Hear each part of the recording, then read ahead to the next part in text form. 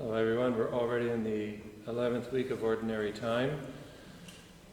And today, although again she's not on the liturgical books, or at least ours, she undoubtedly is somewhere, Saint Germain Cousin is the saint of the day.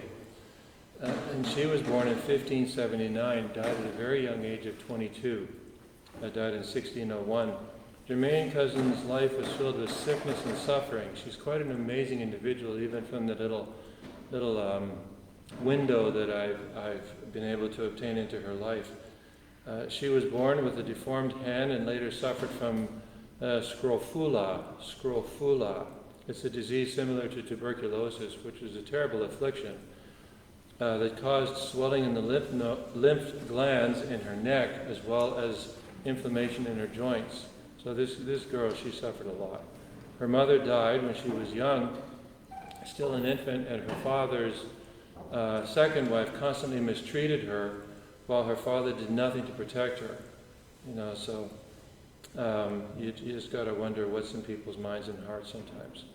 She was forced to sleep in the stable, supposedly in order to shield her from her stepbrothers and sisters from her various illnesses, and her siblings soon learned to follow their mother's example in mistreating her. Now, the power of parents' examples, for good or for bad. From the age of 9, she was relegated to tending sheep in the area of Toulouse, France, and was practically forbidden to come into contact with the rest of the family. Germain, however, was extremely devout and became advanced in the virtues of humility and patience, as well as love of neighbor. A girl like this could actually take her own life because of the way she was treated. This is what grace can accomplish in a person's life. It's a lesson to us who are not afflicted physically in the way she was, but have more spiritual afflictions than she ever had. She refused to miss daily Mass and would set her crook in the ground and leave her sheep in the care of her guardian angel, which was while she attended Mass. Now you might think, oh, that's a nice pious thing to do. But this was an act of real faith on the part of this girl. Not once were any of her sheep lost, even though the meadow where she grazed was bordered by a forest full of ravenous wolves. This story is also told that one day she actually walked over floodwaters in order to reach the church in time for Mass. Miracles have occurred, but the ones we now call the saints, in order for them to receive or go to Mass, or when they couldn't receive communion, to receive communion, or to live for years and years and years only on the Eucharist. Now, this is a specific grace that God grants of His own providential will. Not, for us, if you did that, you would probably die. I did that, I would probably go skin and bones. But this is a meeting of the individual and God, just to show to us how important the Eucharist is. Even though her stepmother only gave her crusts of bread, Germain would still share what little she had with the village children, whom she would gather around herself to teach what she knew of the catechism. So you see, children, they don't have prejudices like we do. That's why our Lord, one of many reasons why our Lord said, become like children if you want to get into the kingdom of heaven. The neighbors often treated her with derision, but eventually they and her parents came to realize, because obviously they watched this girl, even though they derided her and mistreated her, they came to realize that God was indeed favoring her. And she became an object of reverence and awe. One of the incidents that awoke them to her holiness took place on a winter's day when her stepmother angrily accused Germain of stealing bread and hiding it in her apron. When she forced Germain to open her apron, out fell a bunch of beautiful summer flowers. And it was like, wow, Juan Diego. Her parents finally invited Germain back into the house, but she begged to be allowed to continue living as before. At the age of 22, she was found dead in her straw pallet, worn out by a life of illness and suffering. About half a century after her death, her body was still found to be incorrupt, and was exposed for a year, becoming an object of great veneration and the source of countless miracles.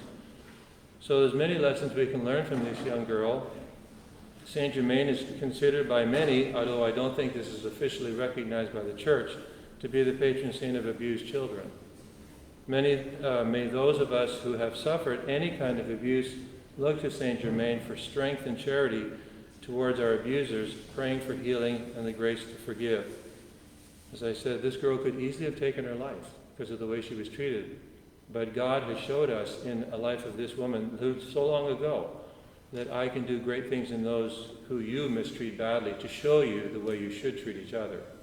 So thank God for the example and the life of Saint Germain.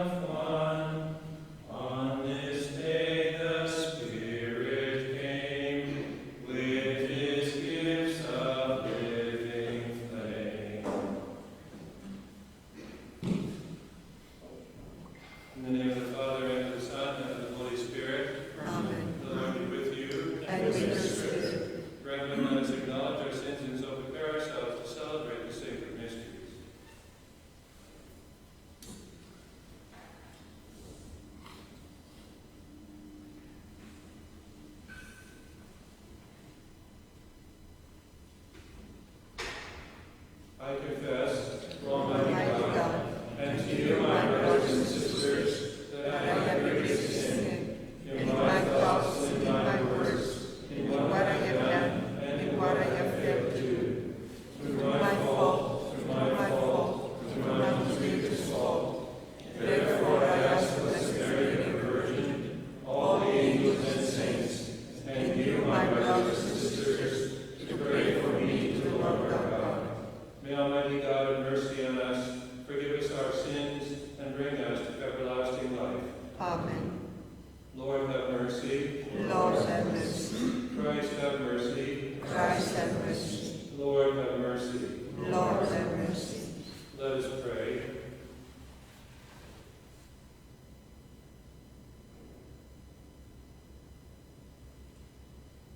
O God, strengthen those who hope in you. Graciously hear our pleas, and since without you mortal frailty can do nothing, grant us always the help of your grace, that in following your commands we may please you by our resolve and our deeds. Through our Lord Jesus Christ, your Son, who lives and reigns with you in the unity of the Holy Spirit, one God, forever and ever. Amen.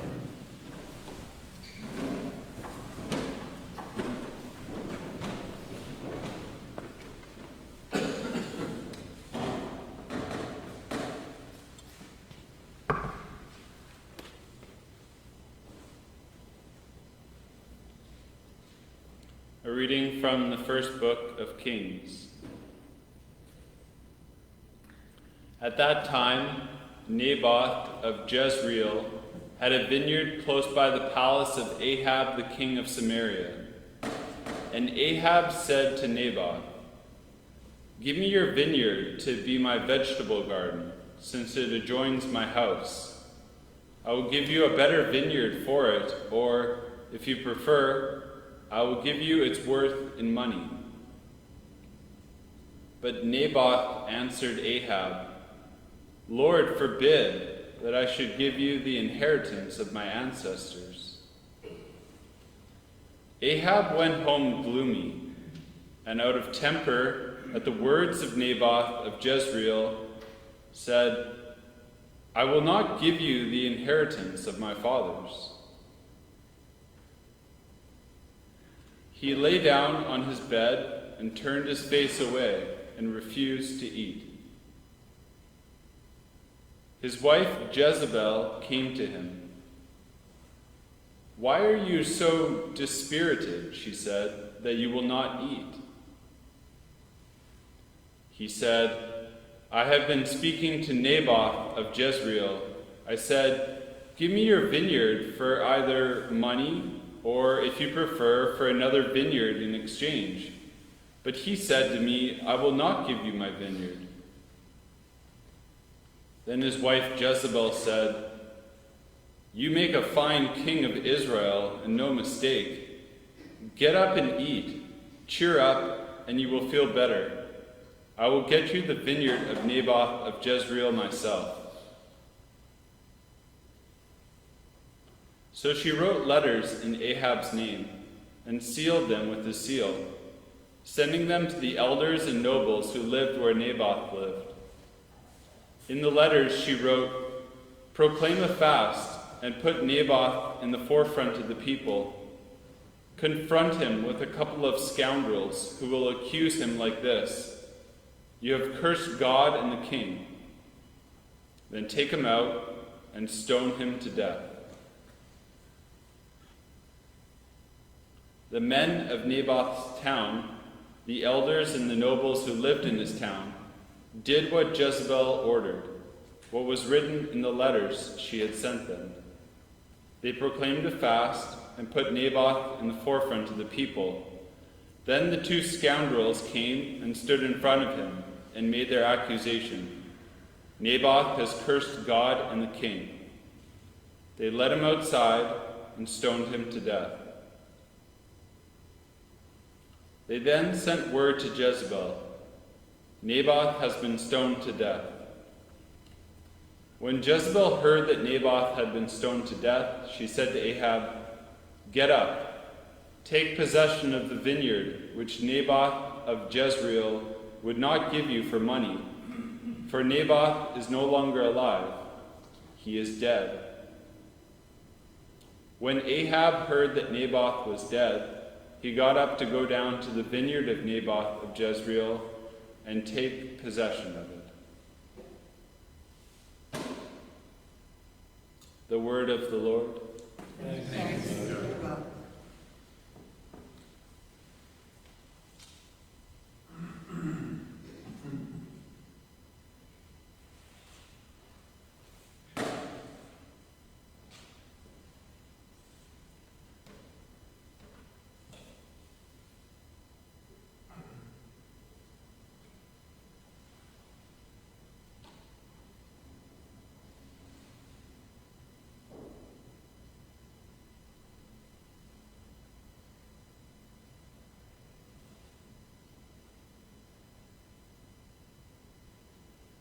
O Lord, give heed to my groaning. O Lord, give heed to my groaning. To my words give ear, O Lord, give heed to my groaning. Attend to the sound of my cries, my King and my God. O Lord, give heed to my groaning. You are no God who loves evil. No sinner is your guest. The boastful shall not stand their ground before your face. O Lord, give heed to my groaning. You hate all who do evil. You destroy all who lie. The deceitful and bloodthirsty man the Lord detests. O Lord, give heed to my groaning.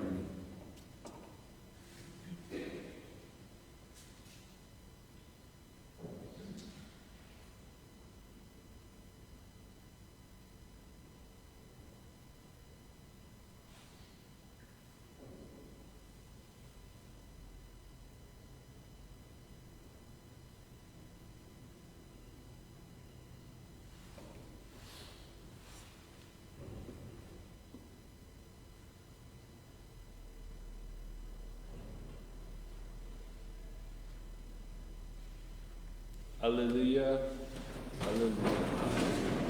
Your word is a lamp for my feet and a light for my path. Alleluia. Yes. May the Lord be in your heart and on your lips as you may proclaim his gospel worthily and love. In the name of the Father, and of the Son, and of the Holy Spirit. The Lord be with you. And with your spirit. A reading from the Holy Gospel according to Matthew. Glory to you, Lord. You have learned how it was said, eye for eye and tooth for tooth. But I say this to you, offer the wicked man no resistance. On the contrary, if if anyone hits you on the right cheek, offer him the other as well. If a man takes you to law and would have your tunic, let him have your cloak as well. And if anyone orders you to go 1 mile, go 2 miles with him. Give to anyone who asks, and if anyone wants to borrow, do not turn away. The Gospel of the Lord. Praise to you, Lord Jesus Christ.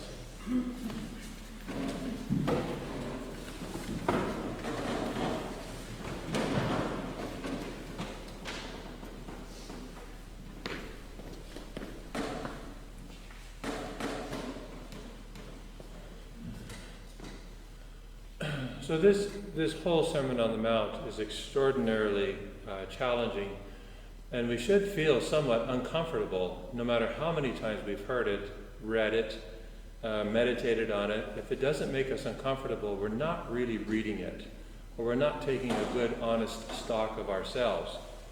So if we just look at the life of Jesus, he did not just preach a message, he actually, a whole bunch of nice words, pious platitudes and lofty sounding things. Jesus actually preached his life. That's basically what he did. And he referred always to himself, I am the way, the truth, and the life. So he preached his life.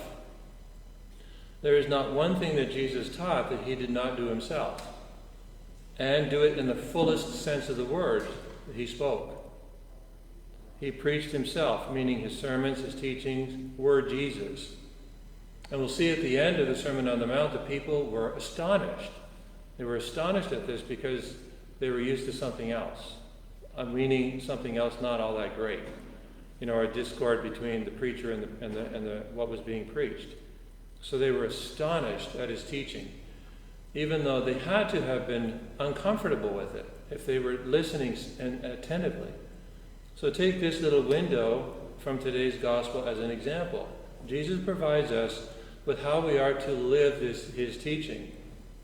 We must understand what Jesus meant, and the easiest way to understand what I mean here, without in any way watering down his teaching or diluting it, is that when Jesus teaches us to cut off our hand, for example, or tear out our eye, he does not mean this in the physical way.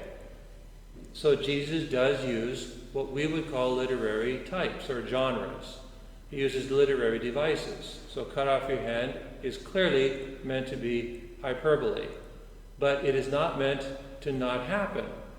In other words, if something causes you to sin or you're going to sin, it must go as severely or dramatically or traumatically as cutting off your hand would result. And if we don't take that seriously, then we could wind up in hell. So he does mean what he says.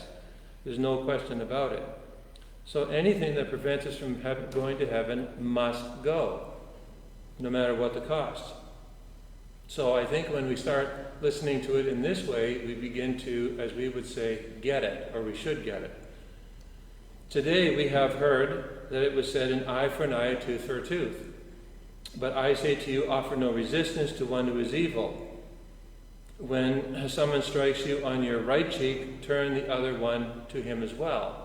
So wow, if we don't feel a wow, like not a great wow, but really, are you serious? Like, do you live in the real world? Kind of reaction internally, then again, I'm not sure we've ever encountered anybody in this world. Or we try to walk on eggshells so much that we can't really live and be happy because we're avoiding everything, every little problem. And when you avoid problems, you find all the problems. They come to you somehow. They come to us one way or the other. It's just the way of living in this defective world. So does this mean that we cannot defend ourselves or our family? The answer has to be no. Remember the great apostle Paul, as I pointed out before for those who have heard me, in Acts 23, verses 2 to 3, Paul is slapped on the face. Does he turn the other cheek physically? No. He says, in fact, Ananias commanded those who stood by him to strike him on the mouth, and Paul says, God strike you, you whitewashed wall. these Jews, they don't say things mealy-mouthed. There's passion here. There's fire of hot blood here. So Paul knows how to address this man. Are you sitting there to judge me according to the law, and yet contrary to the law you order me to be struck? So God strike you for what you've done to me. So Paul is struck and he doesn't turn his cheek. Is he failing to live Jesus' teaching? No. He's standing up for his rights. And we have, in fact, I'm reading a book now. It's actually pretty abrasive. But it's written by an older Spaniard. Spaniards are tough. These old Spaniards, spiritual writers, Man the Saint, Jesus Ortega. And this guy, he pulls no punches. He says, if you don't defend your rights, you have to question whether or not you are a Christian. But you have to know what it means to defend your rights, because we can become quite self-centered or selfish and think our rights are everything. I'm owed everything, but to fight for my good name.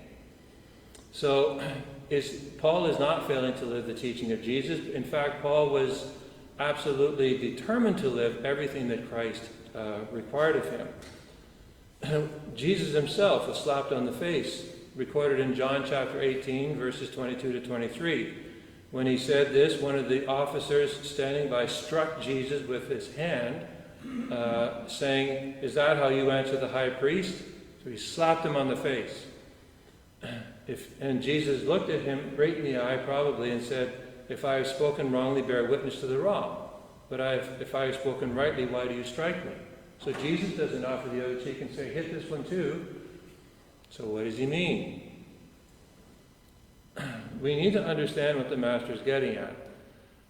Now, my explanation may not be perfect. I've done a little bit of reflection and research, but there may be other elements to this as well. We can get messed up about this or simply write it off, which would be very wrong, because we'd be failing to live the teaching of the Master.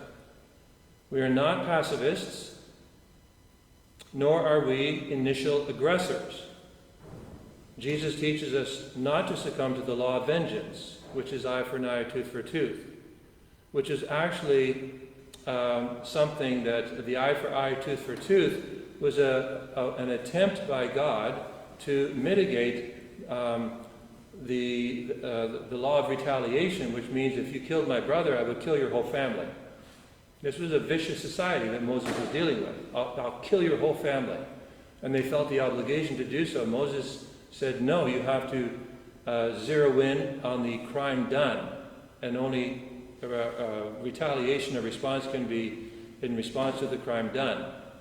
So in other words, it brought it down to a much more specific thing rather than a wide-ranging retaliation. What we must do so we have to, Jesus teaches us to defend the truth and to defend justice, which seeks to right the wrongs we see, but we must do so with great charity, but a charity that is properly understood, not a limp or a wimpy charity, but a charity like Christ's. He is always our model, always our teacher. And Jesus stood up for his rights. He says to the guy, "Why did you slap me?" Now, our tendency probably would be, I suspect, if somebody slapped us on the face, if we looked at somebody and said, "Why did you slap me?" to be ready with our hand and say, "You'll never do that again. I'll make sure you go down and stay down." So we might ask the question, well, the hand is getting ready to make sure it's not done again. Jesus says, no. So look to Jesus Christ when people hurt you and speak against you. Do not retaliate like a worldling, but respond like a child of God and like a disciple of Christ. You can't do this if you don't pray. We've got to be tapped into divine power. It's not possible. We will strike with vengeance. That's in our fallen nature, is to fight or flight. We can only do this if we're tapped into grace, and if we learn every day to die to ourselves.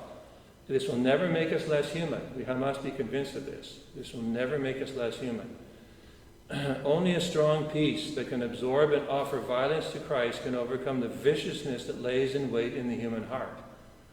Only Christ can not just tame this, but can actually sanctify it, make it holy, and use it to help us lash out not at each other, but at the evil one who seeks to divide, destroy, and conquer us. That is our true enemy. It is not easy, but we have Christ and him crucified on our side.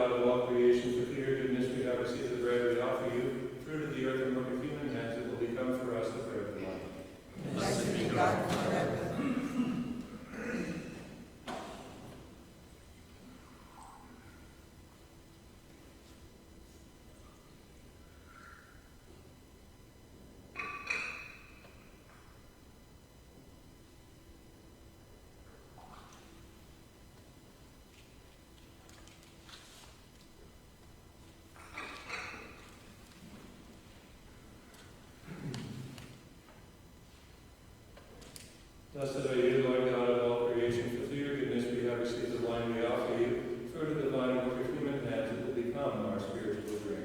Blessed be God forever.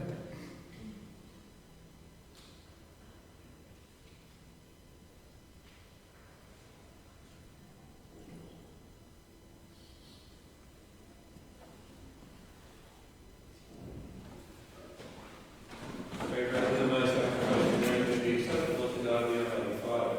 May the Lord accept the sacrifice of your head for the praise of your glorious name, for our good and for this holy church. O God, who in the offerings presented here provide for the twofold needs of human nature, nourishing us with food and renewing us with your sacrament, grant us, we pray, that the sustenance they provide may not fail us in body or in spirit, through Christ our Lord. Amen.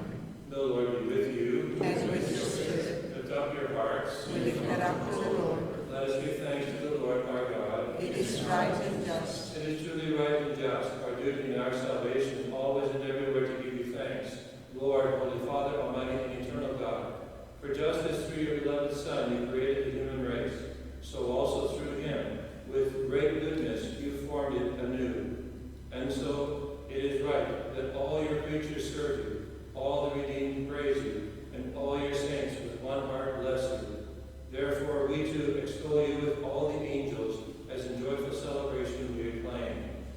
Holy, holy, holy Lord, God of hosts, heaven and earth are full of your glory. Hosanna in the highest. Blessed is he who comes in the name of the Lord. Hosanna in the highest. You therefore, most merciful Father, we make humble prayer petitions of Jesus Christ, your Son, our Lord, that you accept and bless these gifts, these offerings, these holy and unleavened sacrifices, which we offer you firstly for your holy Catholic Church. Be pleased to grant with peace to guard the united governor throughout the whole world, together with your servant Francis, our Pope, and Michael, our Bishop, and all those who hold to the truth and on the Catholic and Apostolic faith. Remember, Lord, your servants.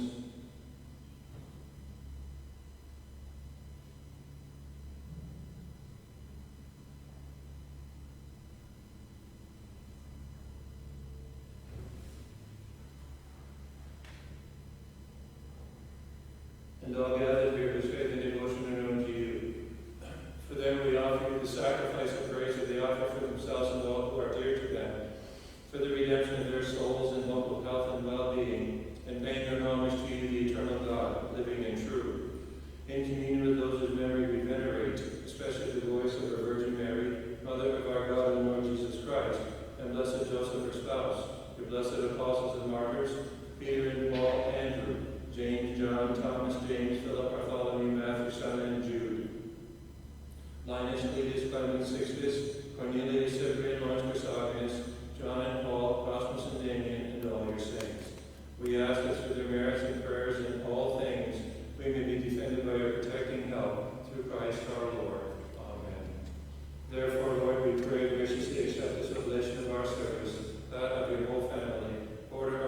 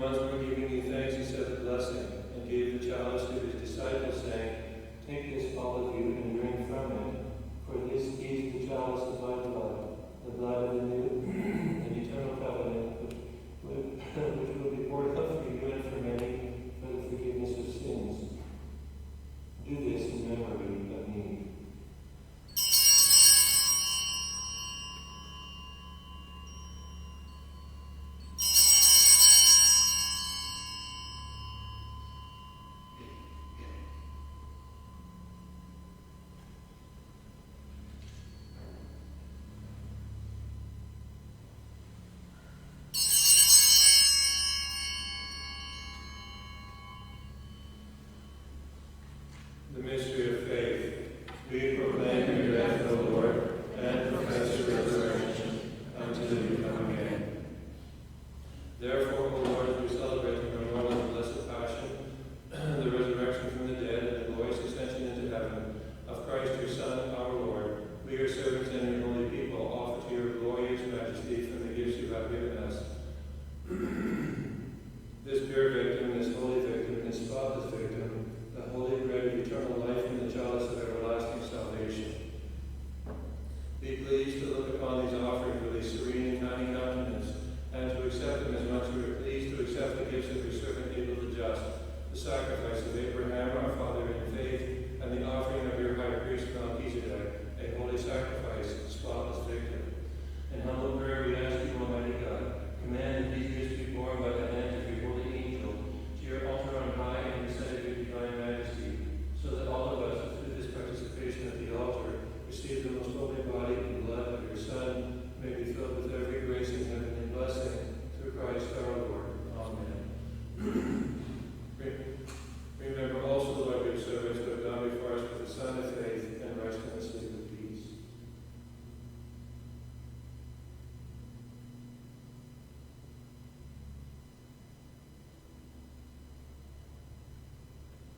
Grant them, O Lord, we pray, all who sleep in Christ, a place of refreshment, light, and peace, through Christ our Lord. Amen.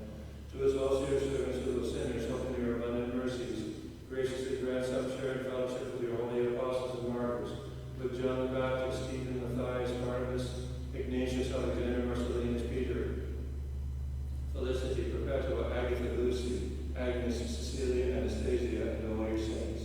Admit us, we beseech you, into their company, not weighing our merits, but granting us your pardon through Christ our Lord, through whom we continue to make all these good things, O Lord. Be sanctified and fill them with life. Bless them and bestow them upon us. Through him and with him and in him, O God, Almighty Father, in the unity of the Holy Spirit, all glory and honor is yours forever and ever. Amen. At the Savior's command, informed by divine teaching, we dare to say, Our Father, who art in heaven, hallowed be thy name. Thy kingdom come, thy will be done, on earth as it is in heaven. Give us this day our daily bread, and forgive us our trespasses, as we forgive those who trespass against us. And lead us not into temptation, but deliver us from evil. Deliver us, Lord, we pray, from every evil. Graciously grant peace in our days, that by the help of your mercy we may be always free from sin and safe from all distress, as we await the blessed hope and the coming of our Savior Jesus Christ. For the kingdom, the power, and the glory are yours, now and forever. Lord Jesus Christ, you said to your apostles, Peace I leave you, my peace I give you. Look not on our sins, but on the faith of your church, and graciously grant peace and unity in accordance with your will, who live and reign forever and ever. Amen. The peace of the Lord be with you always. And with your spirit.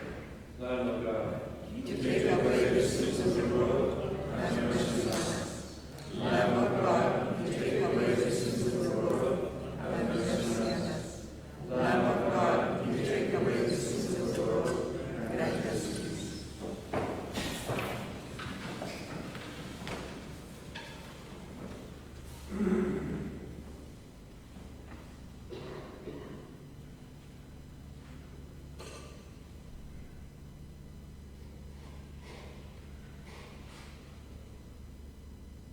behold the Lamb of God.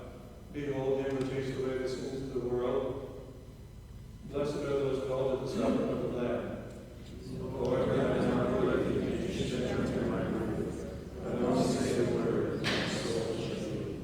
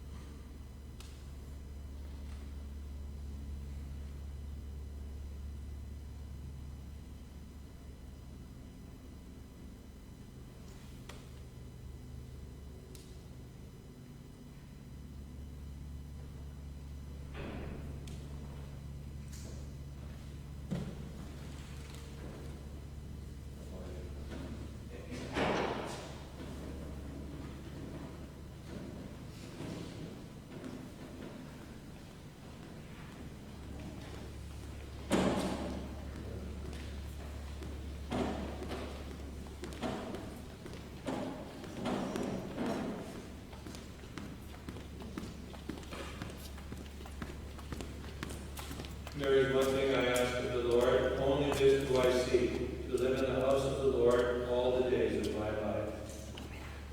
Spiritual communion. My Jesus, I believe that you are present in the most holy sacrament.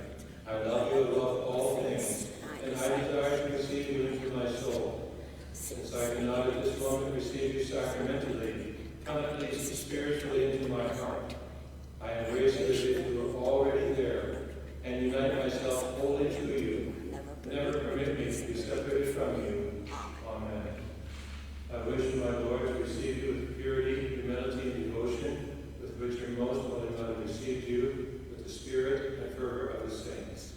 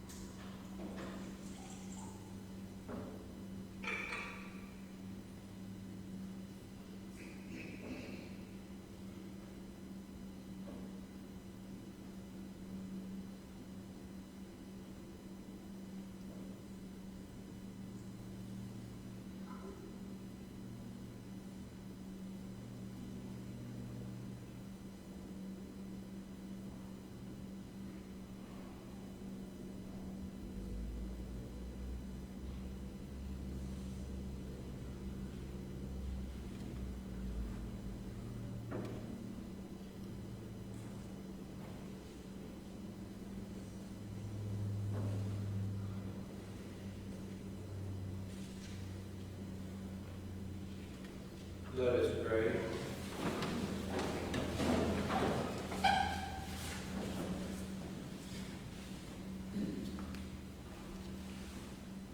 As this reception of your Holy Communion, O Lord, foreshadows the union of the faithful in you, so may it bring about unity in your church, through Christ our Lord. Amen.